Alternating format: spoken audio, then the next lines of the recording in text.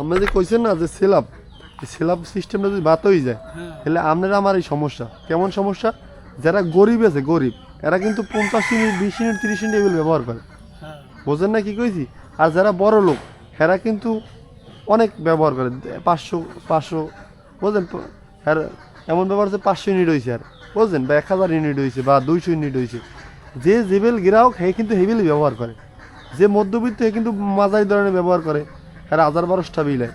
যে বড় লোক এইটা হয় কি যে গরিব বুঝলেন, আমরা তো পল্লী বিদ্যুৎ সেবা দিই দিনের দিন হে কি আমার 10টা ইউনিট বিদ্যুৎ দিতে পারবে বা 8টা ইউনিট বিদ্যুৎ দিতে পারবে। আর ওই 5টা যে পয়সা আছে প্রথম যে স্ল্যাবটা ওই স্ল্যাব হে বিদ্যুৎ বিল দেবে, বুঝলেন কি কইছি। কিন্তু ওই এই জন্য গরিবের জন্য মানে এইটা বুঝলেন কি কইছি, যে যে বিল হে বিল ব্যবহার করবে হে বিল দিবে। যে বড় লোক 500 ইউনিট 700 ইউনিট 800 ইউনিট ব্যবহার করলে এ মাস গেলে 10,000 20,000 টাকা বিল দিলে, বুঝলেন কি কইছি। এত আর কোনো সমস্যা নেই, এসি চালাইলে এটা চালাইলে ওটা চালাইলে।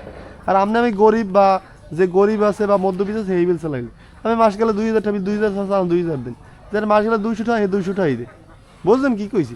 এই জন্য এই স্ল্যাবগুলো করা, যদি এরা আবেদন করেন বা কিছু করেন ভবিষ্যতে চাইলে সরকার বিবেচনা করিয়া এক স্ল্যাবও নিয়ে দিতে পারে, কিন্তু সম্ভাবনা নাই, কারণ হলে সাধারণ জনগণের এই কষ্ট করি কম।